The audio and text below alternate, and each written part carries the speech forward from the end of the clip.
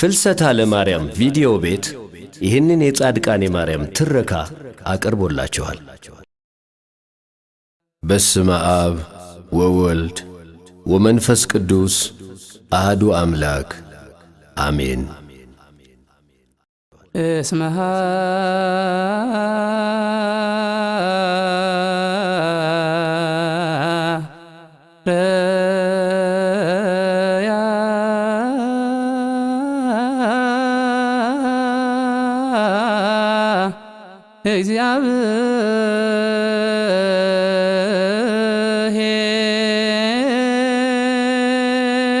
እግዚአብሔር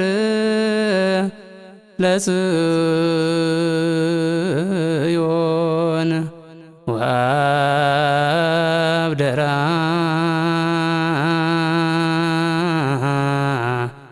ከመ ትኩኖ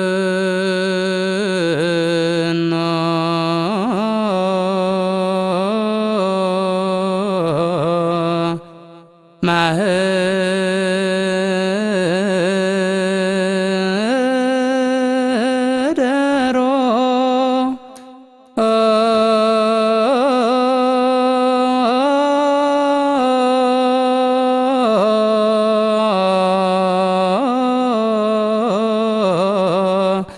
ዛቲ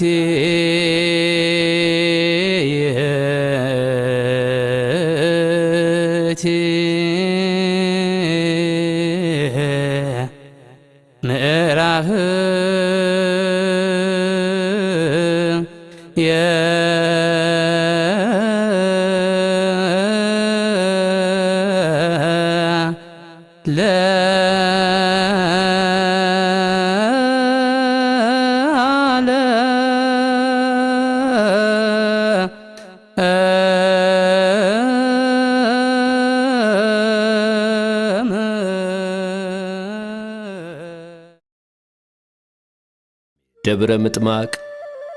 ደብረ ምጥማቅ የንጽሕተ ንጹሐን የቅድስተ ቅዱሳን ድንግል ማርያም የክብር መገለጫ። ደብረ ምጥማቅ አባቶች መነኮሳት የሚጸልዩባት፣ ምእመናን የሚሰግዱባት ደብረ ምጥማቅ የገዳማት እናት የሆነችው ወደዚህች ገዳም እየተመላለሱ ይሳለሟታል። እናታችን ድንግል ማርያምን ቀን በቀን እየተገለጸች ታነጋግራቸዋለች።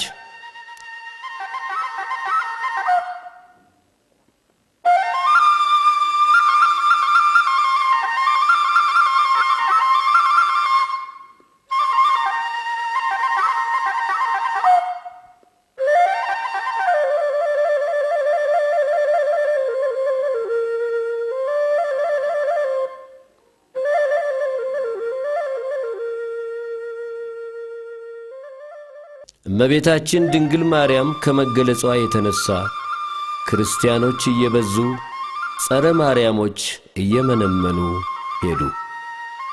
ኢሳይያስ በትንቢቱ ላንቺ የማይገዛ መንግሥት ይጠፋል፣ ይቀጠቀጣል፣ የናቁሽ ሁሉ ወደ እግርሽ ጫማ ይሰግዳሉ፣ የእግርሽንም ትቢያ ይልሳሉ እንዳለ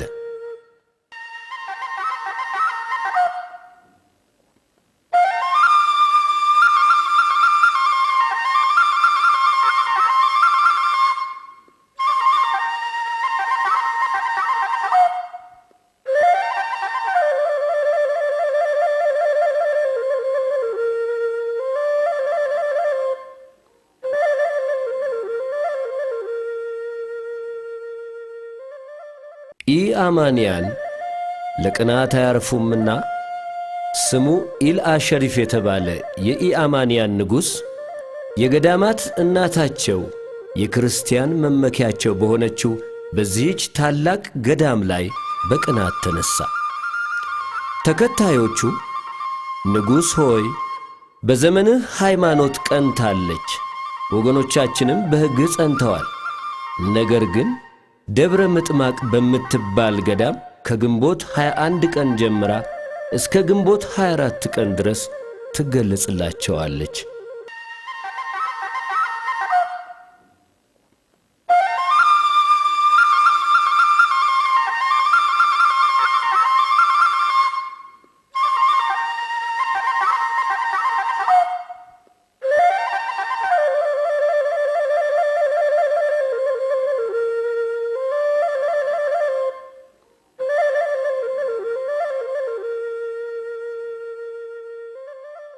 እርሷም ከመገለጿ የተነሣ ሕዝባችን አምኖ አለቀ እያሉ ተንጫጩ።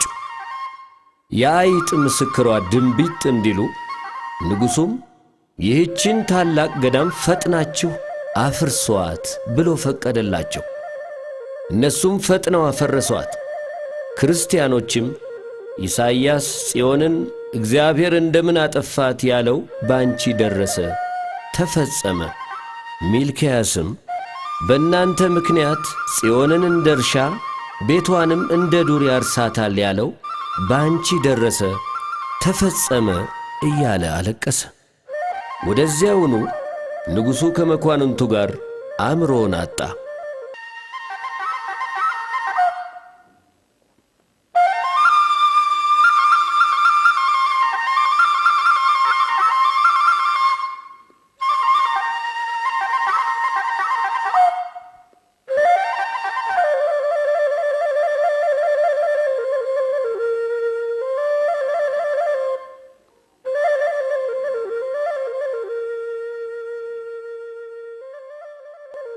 የግብፅ ክርስቲያኖችም ወደ ኢትዮጵያ ንጉሥ ወደ ዘረ ያዕቆብ መልእክት ላኩ።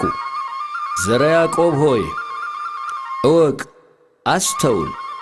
የእግዚአብሔር መመስገኛው የገዳማት እናታቸው የክርስቲያን መመኪያቸው የሆነችው ደብረ ምጥማቅ ገዳም ፈረሰችብን። የኢትዮጵያ ወገኖቻችን ሆይ ስለ ጠፋው ክብራችን አልቅሱልን። ዛሬ እኛ ድሃ አደግ እንሆን ዘንድ ተወችን። ዘረ ያዕቆብም በሰማ ጊዜ ፈጽሞ አዘነ። ዘረ ያዕቆብም ጻዲቅ፣ ትሑት እንዲሁም የድርሰት ሰው ነበረ።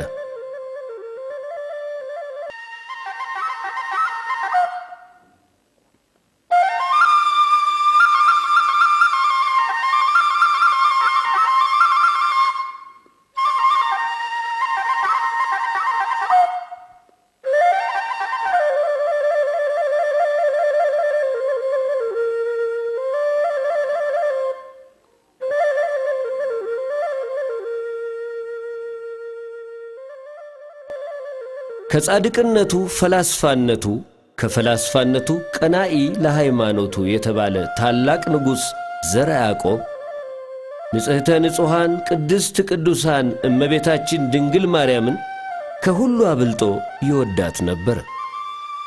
ዘረ ያዕቆብ የገዳማት እናት የክርስቲያን መመኪያ የሆነች የደብረ መጥማቅን ገዳም በዕንቁ፣ በወርቅ፣ በብር አስጊጦ ሠራላቸው።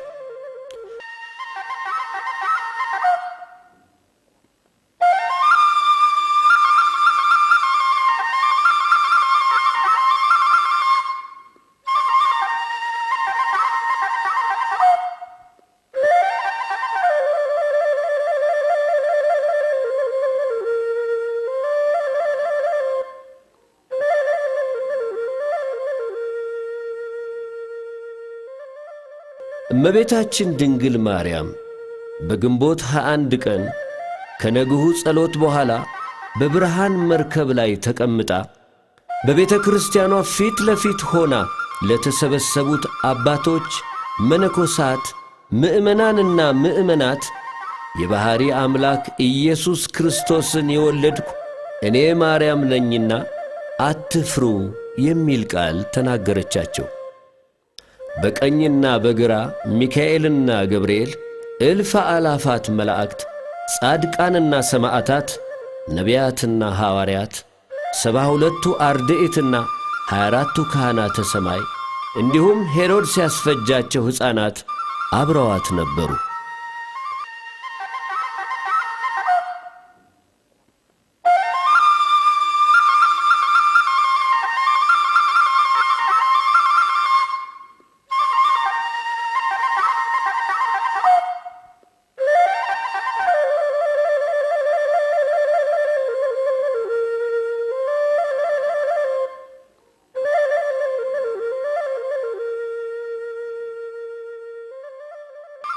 ይህችም ቀን በሁሉ ዘንድ የታወቀችና የተከበረች ሆነች።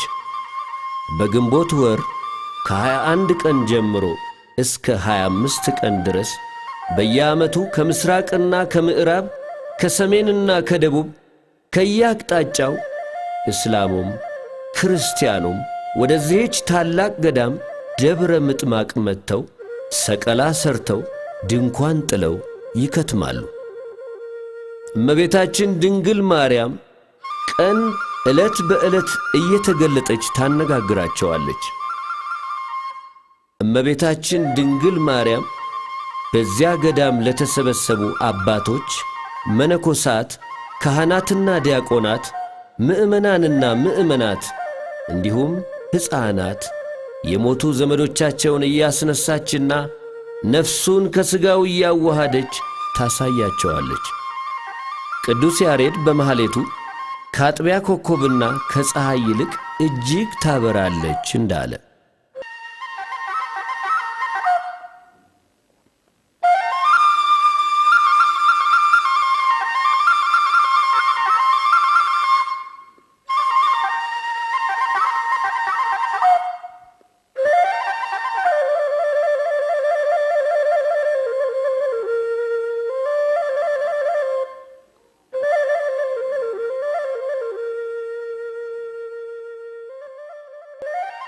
ንጉሣችን አፄ ዘርዓ ያዕቆብ ቆስጠንጢኖስ በነገሰ በ7 ዓመቱ አባ ሚካኤል፣ አባ ገብርኤል ወደ ኢትዮጵያ በመጡ በ3ኛ ዓመት የማርያምን ተአምር ከአረብ ቋንቋ ወደ ግዕዝ ቋንቋ አስተረጎማት። ንጽሕተ ንጹሐን ቅድስተ ቅዱሳን ድንግል ማርያምም ለዘርዓ ያዕቆብ በራእይ ተገልጻ ቤተ ክርስቲያኔን በዚህ ቦታ ሥራ አለችው። መጠሪያዋንም ግብፅ በነበረችው ገዳም ስም ደብረ ምጥማቅ ብለህ ጥራት፣ የታምሬን መጽሐፍና የቃል ኪዳኔን ጽላት ከግብፅ ደብረ ምጥማቅ ገዳም አምጥተህ አስቀምጥ ብላው ተሰወረች። አፄ ዘርዓ ያዕቆብም ያየው ነገር ሁሉ እንግዳ ሆነበት፣ ግራ ተጋባ። ነገር ግን ዝም ሊል አልቻለም። በራእይ የነገረችው ቦታ ባሕር ስለሆነበት ከኢየሩሳሌም አፈርና ድንጋይ አስመጥቶ ሞላበት። ቤተ ክርስቲያኗን በግብፅ ደብረ ምጥማቅ ገዳም አምሳያ ልዩ በሆነ አሰራር በወርቅ በዕንቁ በብር አስጊጦ ሰርቷታል። መጠሪያዋንም ደብረ ምጥማቅ ብሎ ሰይሞላታል። ዘርዓ ያዕቆብም ድንግል ማርያምን ከመውደዱ የተነሣ ድንግል ማርያምም ዘርዓ ያዕቆብን ከመውደዷ የተነሣ እስካሁን ድረስ የዘርዓ ያዕቆብ እመቤት ተብላ ትጠራለች።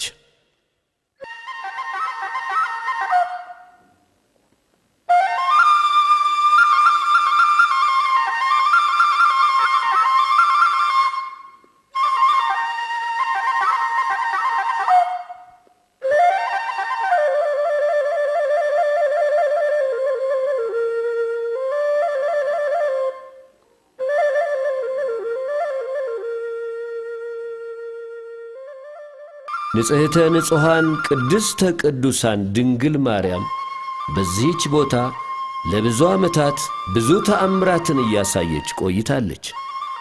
ለዘርዓ ያዕቆብ በራእይ ተገልጻ ቤተ ክርስቲያንን የሚያጠፋ ካህናትን የሚፈጅ ጠላት ስለሚነሣ ጽላቶችን ንዋየ ቅድሳትን በሙሉ ተራራውንና ገደሉን እያስጠረብክ በዋሻው ውስጥ አስቀምጥ ብላ ነግረዋለች። ዘርዓ ያዕቆብም ከዚህ በፊት እንዶድ ዋሻ አሁን ጻድቃኔ በተባለችው ዋሻ ውስጥ ጽላቷን ንዋየ ቅድሳቷን አስቀምጧል። ዘርዓ ያዕቆብ ካስቀመጣቸው ጥቂቶች 6 ጽላቶች፣ 19 የወርቅ ጽዋ፣ 1000 መጻሕፍት፣ 18 የወርቅ ጻሕል፣ 3 የወርቅ ከበሮ፣ 4 የብር ከበሮ ናቸው። አፄ ዘርዓ ያዕቆብ በዋሻ ውስጥ ሆኖ እየጸለየ ሳለ እመቤታችን ድንግል ማርያም በራእይ ተገልጻ ከእንግዲህ ወደ ሕዝብህ ተመለስ፣ ይቺ ቦታም የጻድቃን ቦታ ስለሆነች ጻድቃኔ ብለህ ጥራት ብላ ተሰውራለች።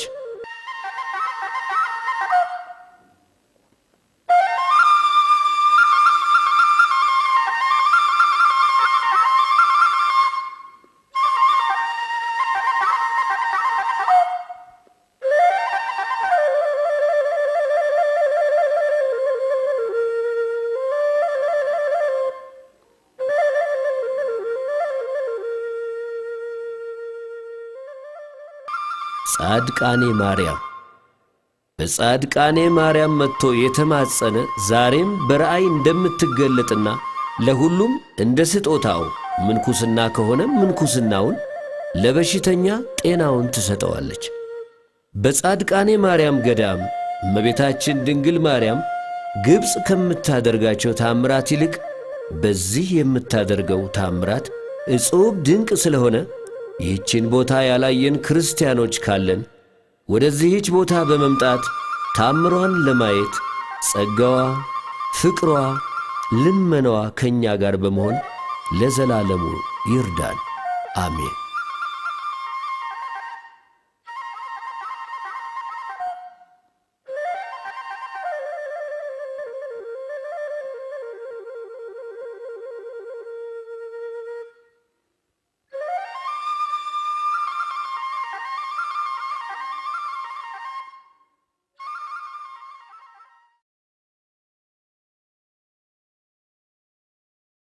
ጻድቃኔ ማለት በፊት ከግብጽ ደብረ ምጥማቅ ወደ ኢትዮጵያ ደብረ ምጥማቅ መምጣቷን ሁላችንም እናውቃለን። ይህም ደግሞ በራእይ ተገልጻ ዘርዓ ያዕቆብን ግብጽ በነበርኩበት ገዳም ስም ደብረ ምጥማቅ ጥራልኝ ባለችው መሰረት እዚህ ደብረ ምጥማቅ ብሎ ሰይሟት የምታየው ላይ ያለችው ደብረ ምጥማቅ አለች። እዚህኛዋ ደግሞ ግራኝ መሐመድ ሊያጠፋ በተነሳበት ሰዓት ላይ ቤተ ክርስቲያንን የሚያቃጥል ካህናቶችን የሚፈጅ ጠላት ስለተነሳ እንዶድ ዋሻ የሚባለው አሁን ጻድቃኔ የምትባለው ገዳም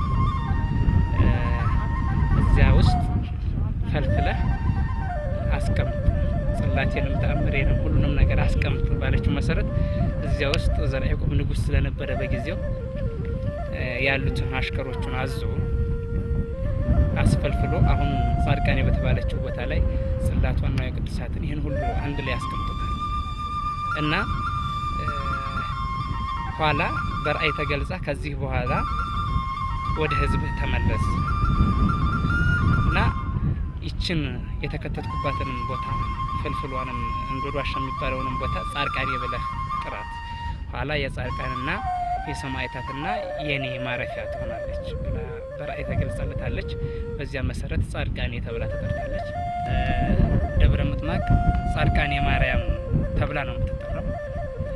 ብዙዎች ደብረ ምጥማቅ ሌላ ቤተክርስቲያን፣ ጻድቃኔ ማርያም ደግሞ ሌላ ቤተክርስቲያን እንደሆነ የሚያስቡ ሰዎች አሉ።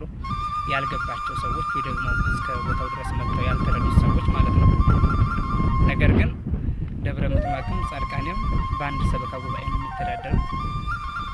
ስለዚህ መጠራት ያለበት ደብረ ምጥማቅ ጻድቃኔ ማርያም ገዳም ተብላ መጠራት እንዳለባት ነው ዋናውን ነገር የምናስገነዝበው።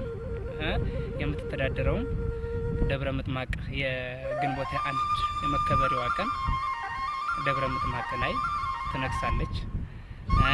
ሌላ ጊዜ ደግሞ ታችን ትቀደሳለች። ጻድቃኔ ዋሻው ውስጥም ሰዓታት፣ ቅዳሴ ወዘተ የመሳሰሉት ሁሉ ይደረሱበታል። ላይም እንደዚሁ ተከፋፍለው ካህናቶች ሁለቱም ቦታ ጸሎት ያደርጋሉ ማለት ነው። በተረፈ ይህች ቦታ በፊት እንዴት ነበረ ብትባል አሁን ደብረ ምጥማቅ ያለችበት ቦታ ባህር ነበረች። ባህሩን ከኢየሩሳሌም አፈር አምጥቶ በግመል አፈር አስጭኖ እዚህ ላይ ደልድሎባታል። ደልድሎ በወርቅ በእንቁ በብር ነበር አድርጎ የሰራት። እቺ የምናያት ቤተክርስቲያን ዘርዓ ያዕቆብ የሰራት ቤተክርስቲያን አይደለችም። ኋላ ግራኝ መሐመድ ሲመጣ ዘርዓ ያዕቆብ የሰራትን ቤተክርስቲያን አፍርሷት ሄዷል። ግን እንደገና ደግሞ እዛቸው ቦታ ላይ በጊዜ የነበሩ አባቶች እንደሰሩበት ነው የምናውቀው። ስለዚህ ጻድቃኔ ማርያምን በራሷ ጊዜ ለበጎ ሰዎች ተገልጻ እስካሁን ድረስ ይኸው ጻድቃኔ ማርያም ትገኛለች። በዋሻ ውስጥ ተቀምጣ።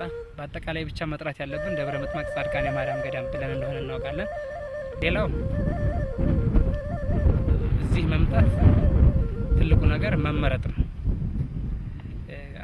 ወደ አንድ ቦታ መሄድ ማለት የእግር መመላለስ አንድ ቀን ልብን ያንኳኳል ወይ ደግሞ የልብን በር ይከፍታል እንደምንለው ወደዚህ ገዳም ልትመጣ ስትዘጋጅ ገና ጥሩ መንፈስ የሚሞላህ ነገር አለ።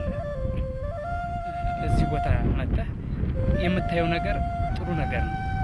በተለይ ደግሞ ብዙ ጊዜ ቀድሞ ግብጽ በነበረችበት ቦታ ላይ በደብረ ምጥማቅ ስትገለጽ የሚያዋት ሰዎች ነበሩ። ያን ሰዓት ለሙስሊሙም ለተለያዩት ሰዎች ትላለች ትገለጽ ነበረ። እዚህ ደግሞ እንደ ጊዜያችን ለክርስቲያኑ በራእይ ተገልጻ እንደ ስጦታ መነኩሴም ከሆነ ምንኩስና ካሁን በፊት ባልና ሚስት ነው ሚስት ለባሏ ባለ ሚስቱ እሷ እንደምታገናኝ ስራው ምን እንደሆነ ካለበት ሁሉ ጭንቀት ይሄ ሁላ ያስወገደችበት ብዙ ሰው ነው። ስለ ደብረ ምጥማቅ ጻድቃኔ ማርያም ገዳም ብዙ ማለት ይቻላል። አሁንም ተነጋግረንና ተማምነን የምንጨርሰው ነገር አይደለም። ነገር ግን ያለውን ነገር ለህዝበ ክርስቲያኑ የተወሰነ ለማስረዳት ያህል እና ደብረ ምጥማቅ ከመጀመሪያው እንዴት እዚህ ቦታ ላይ ደብረ ምጥማቅ ልትባል ቻለች? ጻድቃኔ ማርያምስ እንዴት ልትባል ቻለች? የፈውሱስ ጉዳይ እንዴት ነው የሚለውን ነገር እናያለን። በመጀመሪያ የምትጠራው ራሱ የአፄ ዘርዓ ያዕቆብ እመቤት ተብላ ትጠራለች። ይህ እንዴት ነው ካል ግብጽ በነበረችበት ሰዓት ኢልአሸርፍ የተባለ ንጉስ በትረካው ላይ እንደሚሰሙት ኢልአሸርፍ የተባለ ንጉስ ነበረ። እሱ የህዝበ ክርስቲያኖች መመኪያና የገዳማት እናት እንደመሆኗ መጠን በዛሽ ገዳም ደብረ ምጥማቅ በምትባለው ገዳም ላይ እየተገለጸች ሳለች ብዙ ክርስቲያኖች እየበዙ ጸረ ማርያሞች ደግሞ እየመነመኑ በሄዱበት ቦታ ላይ ይሄ ነገር እንዴት ነው ብለው አስተያየት ወይ ደግሞ ቅንዓት እንደማለት ነገር ነው ቢያድርባቸው ገዳሟን አፍርሰዋታል። እዚያ ቦታ ላይ ወደ ዘርዓ ያዕቆብ መልእክት ልከው እንዲሰራላቸው የፈረሰችውን ቤተክርስቲያን እንዲሰራላቸው አድርገዋል። እዚያ ቦታ ላይ ዘርዓ ያዕቆብ በወርቅ በእንቁ በብር አድርጎ ቤተክርስቲያኑን ሰርቶላቸዋል። ይህንን በተአምርም በስንክሳርም በአፄ ዘርዓ ያዕቆብም ታሪክ ተመዝግቦ እናገኘዋለን። ከዚያ በተረፈ ደግሞ ወደ ኢትዮጵያ እንድትመጣች ብንል ለአፄ ዘርዓ ያዕቆብ በራእይ ተገልጻ በዚህ ቦታ ላይ ይህ ቦታ ቀድሞ ፈረስ መጋለቢያ በሚባል ይታወቃል። ሰላ ድንጋይ አካባቢ ፈረስ መጋለቢያ እና የደብረ ምጥማቅ ያለችበት ቤተክርስቲያን ያለችበት ባህር እንደነበረ ነው ከእንትኑ ላይ ከአካባቢው የተረዳ ነው። እና እዚያ ቦታ ላይ ቤተክርስቲያንን ስራ ግብጽ በነበርኩበት ስምም ደብረ ምጥማቅ ብለህ ጥራት ብላ በራእይ ተገልጻ ነግረዋለች። ባየውም መሰረት እዚያ ቦታ ላይ ሄዶ ሳይ እዚህ ቦታ ፈረስ መጋለቢያ የሚባለው ለአፄ ዘርዓ ያዕቆብ መጥቶ ባየበት ጊዜ ባህር ስለነበረበት ከኢየሩሳሌም አፈርና ድንጋይ አስመጥቶ እሱን አስሞልቶ ባህሩን አስደልድሎ ከዛ ይችን ቤተክርስቲያን በእንቁ በብር አስጊጦ ሰርቶላቸዋል። በነገራችን ላይ እቺ የምናያት ቤተክርስቲያን አፄ ዘርዓ ያዕቆብ የሰራት ቤተክርስቲያን አይደለችም። ለምን ከተባለ ግራኝ መሐመድ እንደ ጠላት የግራኝ መሐመድ ወረራ ጊዜ አሁንም ለአፄ ዘርዓ ያዕቆብ በራእይ ተገልጻ ቤተክርስቲያንን የሚያጠፋ ካህናት የሚፈጅ አለና ጽላቴን ቅዱሳቴን አውጥተህ እንዶድ ዋሻ በሚባል አሁን ጻድቃኔ ማርያም በምትባለው ገዳም ወረድ ብላ እናገኛታለን። በዚያ ቦታ ላይ ጽላቴን ቅዱሳቴን ፈልፍለህ አስቀምጥ ብላ ጠርተዋለች። በጊዜው የሚባለው ያ ስም እንዶድ ዋሻ ይባል ነበር። በዚያ ቦታ ፈልፍሎ በደንብ አድርጎ ነው ቅዱሳትን ጽላቷን አስቀምጧል። ከዚያ በተረፈ ካስቀመጠ በኋላ ጽላቴን ነው ቅዱሳቴን እዚህ ቦታ አስቀምጣል። ከዚህ ግን ከእንግዲህ በኋላ ወደ ህዝብ ተመለስ ብላ በራእይ ነግረዋለች። ይችንም ቦታ ጻድቃኔ ብለህ ጥራት። ወደፊት የጻድቃንና የሰማዕታት የገዳማት እናት የብዙ ክርስቲያኖች አለኝታ መመኪያና የበሽተኞች መፈወሻ የጻድቃን ሰማዕታት ማረፊያ ትሆናለችና ጻድቃኔ ብለህ ጥራት ብላ በራእይ ተገልጻ ነግረዋለች። ከዚያ ወደ ህዝቡ ተመልሷል። ይህም በአፄ ዘርዓ ያዕቆብ የታሪክ ማህደር ላይ ተመዝግቦ እናገኘዋለን። ከዚያ በኋላ ያው ግራኝ መሐመድ ሁላችንም እናውቃለን። በግራኝ መሐመድ ጊዜ የጻድቃኔ ማርያም ገዳም ብቻ ሳይሆን የምናውቀው በጊዜ የነበሩት ቤተክርስቲያኖች በሙሉ በየቦታው ተቃጥለዋል። ጽላቶች አብረው ተቃጥለዋል። ንዋየ ቅድሳቶችን ብዙ አጥተዋል። ከዚያ አንዷ ደብረ ምጥማቅ አፄ ዘርዓ ያዕቆብ የሰራት ቤተክርስቲያን እንደ ቅርስ ስላገኛት እሱ ደግሞ ይሄን ማጥፋት ዋና ዓላማው ስለነበረ ይህን ቤተክርስቲያን አጥፍቷል ስለነበረ በጊዜ የነበሩ አባቶች ደግሞ እንደሱ መስራት ስላልቻሉ አሁን በምታዩት መልክ አድርገው ሰርተው አቆይተውልናል። ስለዚህ ይቺ ደብረ ምጥማቅ በነበርኩበት ግብጽ በነበርኩበት በደብረ ምጥማቅ ስም ደብረ ምጥማቅ ብለህ ጥራት ብላ ስሟን ራሷ እንዳወጣችልንና ጻድቃኔ ማርያምንም በራእይ ተገልጻ እንዶድ ዋሻ ሲባል የነበረውን ጻድቃኔ ብለህ ጥራት ብላ በራእይ እንደገለጸች ሁሉ መጠሪያዋን እንደ ድንግል ማርያም ፈቃድ በራሷ መጠሪያ ራሷ እንዳወጣችልን ተረድተን በአንድ ላይ መጠራት ያለበት ብለን የምናምነው ደብረ ምጥማቅ ጻድቃኔ ማርያም ገዳም ብለን መጥራት አለብን። ብዙዎች የጻድቃኔ ማርያም ነው የምትባለው፣ ግን ከአጠራርም አንጻር ስለሆነ የአፄ ዘርዓ ያዕቆብ እመቤት የደብረ ምጥማቅ ጻድቃኔ ማርያም ገዳም ብለን ብንጠራት ደስ ይለናል። ወደፊትም መጠራትም ያለባት እንደዚህ ነው ብለን ለህዝበ ክርስቲያኑ እናስረዳለን ማለት ነው። ሌላው ጻድቃኔ ማርያም እንዴት ነው ስለ ዋሻዋ ጉዳይ ደብረ ምጥማቅ እንዴት ነው ብንባል ደብረ ምጥማቅም ጸሎት ይደረስባታል፣ ቅዳሴ ይቀደሳል፣ ማህሌት ይቆማል። እታች ግን ሰዓታትና ቅዳሴ ብቻ ይደረስባታል። ማህሌት ሲሆን ክብረ በዓል ሲሆን እዚች ላይ ደብረ ምጥማቅ በተባለችው ቦታ ላይ በዚህ ይከበራል ማለት ነው። ግንቦት 1 ቀን በሰፊው ትከበራለች። ግንቦት 1 ቀን እንዴት ተከበረች ከተባለ ደብረ ምጥማቅ ባለችበት ጊዜ ግብጽ ሀገር ግንቦት 1 ቀን ከ21 ቀን ጀምራ እስከ 25 ቀን እንደምትገለጽ በተአምሯን በስንክሳርም መጽሐፍ መረጃ አድርገን ዋቢ መጽሐፍ አድርገን ነው የምናስረዳው። እዚያ ስለምትገለጽ አሁንም ቢሆን እዚያ በነበረችበት ስም ደብረ ምጥማቅ ብላ ስለተጠራች ግንቦት 1 ቀን ጀምራ በጣም በከፍታ እንደምትከበር ሁላችንም እናውቃለን። ስለ ፈውሱ ጉዳይ ብዙዎች የተፈወሱ ሁላችንም ከኛም ጀምሮ ችግራችንን የማትረዳልንና ከችግራችን የማታላቅቀን የለም። እኔም ከአንድ ችግር እንደተለቀቁ እንደወጣሁ አድርጌ ነው የማምነው እና ትልቁ ነገር ጻድቃኔ ማርያም መጥቶ የተማጸነ በራእይ የማትገለጽበትና በሽተኛ ከሆነ ከበሽታው የማይድን እንደገና ደግሞ ስጦታውን የሚፈልጉላ እሷን እንደምትሰጠው እናውቃለን። ለመነኩሴም ምንኩስና እንደሆነ ስጦታው ባል መጥቶ ደግሞ ከለመነ ሚስት የምትፈልገውን የምትሆነውን ሚስት እሷ መርጣ እንደምታሳየው ሚስትም ከሆነች እዚህ መታ ባሏ ማን እንደሆነ በራእይ እንደምትገልጽላት እና ይህ ሁሉ የተደረገ ተአምር እንዳለ አሁን ለጊዜው ሰዎች ላይኖሩ ይችላሉ። ሁሉም ያውቃሉ። ሁሉም በየቤቱ የሰማነውን ያየነውን የምንመሰክረው ነገር ነው። በተለይ ደግሞ እዚህ ቦታ ላይ ድንቅ ነገር እናይበታለን።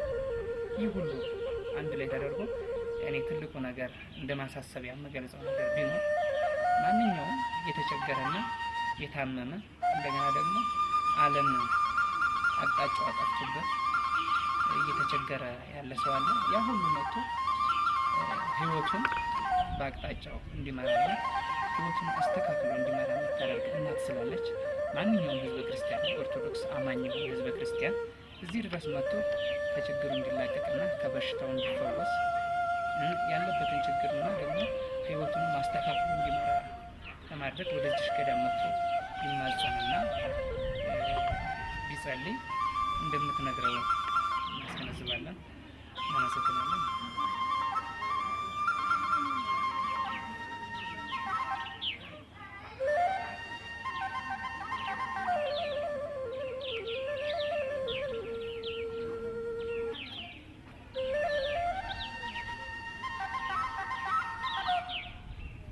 እመቤቴ ክብር ይስፋላት ግን ያለው አሁን እየሰራሁ ነው ምንም የቤት ጣጣ ነበረብኝ ሰው ጋር ሲያጣለኝ ነበር ሲጥለኝ ነበር ተመስገን አሁን ራሴን ኪሌ እየተጠመቅኩ ነው በቃ ድኛለሁ